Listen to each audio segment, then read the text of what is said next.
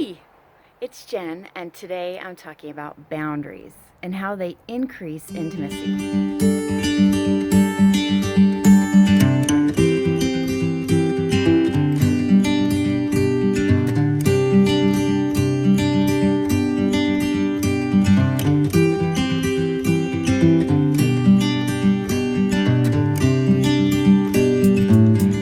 Okay, so if you're a normal person, you probably have kind of the idea of boundaries being harsh and like really definitive and are set out of anger, and a lot of times it involves cutting people out of your lives and standing up for yourself and sticking up and defense, and we kind of associate them with war and conflict. And I want to make a case for boundaries actually being something that increases connection and intimacy.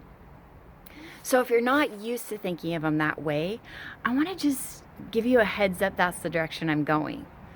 So boundaries are where our realm of responsibility lies.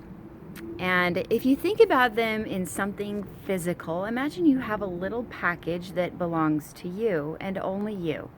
And in it are your thoughts, your feelings, and your actions. No one else can take credit for these. These are all yours.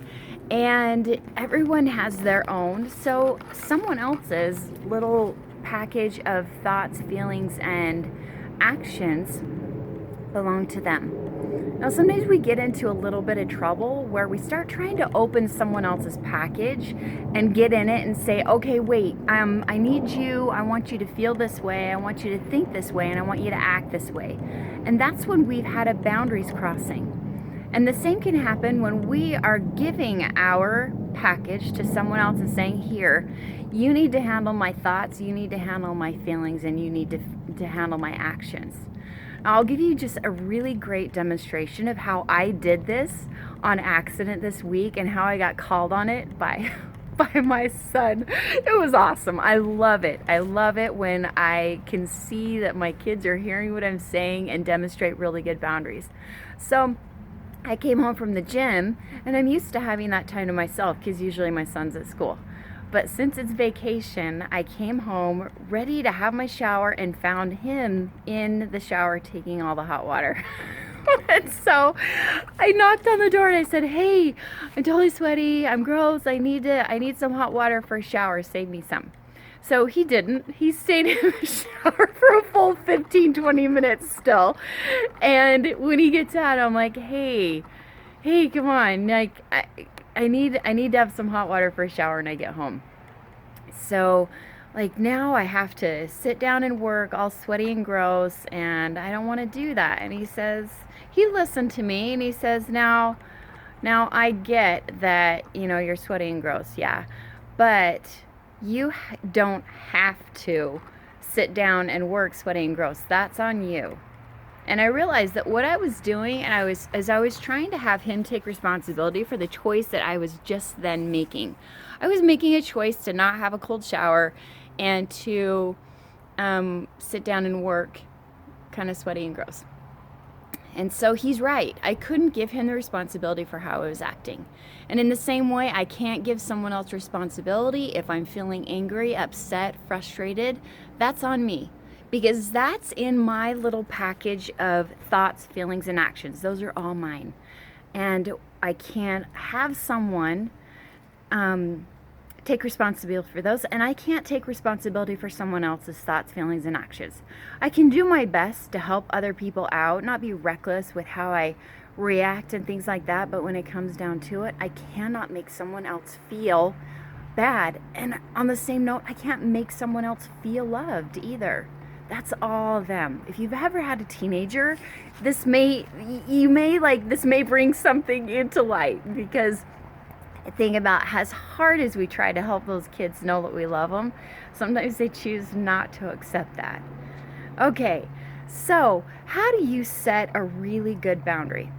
One really good step to start out with is make sure you're coming at it clean. Make sure you are already taking responsibility for your own stuff. And know that boundaries are never intended to control or change someone else. That's manipulation. That's something for another day. But today, as we talk about boundaries, recognize that boundaries are just saying, this is what I'm going to do with my package. And you can do whatever you want with yours. But these are my thoughts, these are my feelings, and these are my actions. And this is what I'm going to do to keep myself clear of something that I don't want to be around or that I don't want to accept or tolerate. Those things can be done with love. Now, the reasons they increase intimacy is because you're no longer trying to manage someone else's feelings. A lot of times we change how we act, what we accept, because we're afraid of what someone else is going to think. That's us getting our fingers in someone else's package, right? And so we have the opportunity to be 100% ourselves. We get to be genuine and put out there exactly what we're thinking and what we're feeling, because we're only managing ourselves. Okay, does that make sense? They are awesome. Another thing that we need to remember is that boundaries do not need anger to be set. They are set in love. Barriers are made out of fear. We can start to recognize this when we are afraid of what will happen if we don't act a certain way, or if we do act a certain way. Then that is being set out of fear.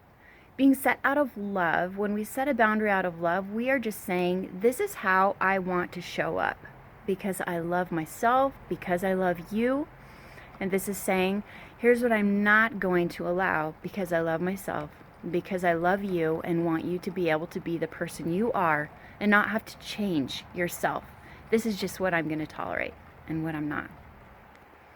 All right, so those are the differences between boundaries and barriers. Barriers, they're set up out of fear. Okay, so recap. Boundaries, they're set out of love. They increase intimacy. They help us be ourselves, and we have the opportunity to allow people to love us or leave us. Okay? Boundaries are never meant to change someone else. They will never sound like, you do this or I'm going to do this. This is just saying, this is what I'm going to do. You can do whatever you choose. All right. I hope that makes sense. I hope it's helpful. Boundaries are one of my favorite things to talk about because they are just so handy. They make life so freeing. And you just get to, you don't have to try to be second guessing what someone else is thinking. You just get to be you and allow people to be them. And you just get to show up as the genuine person that you are. All right, I know we'll have more on boundaries at another time, but that's it for today. We'll see ya.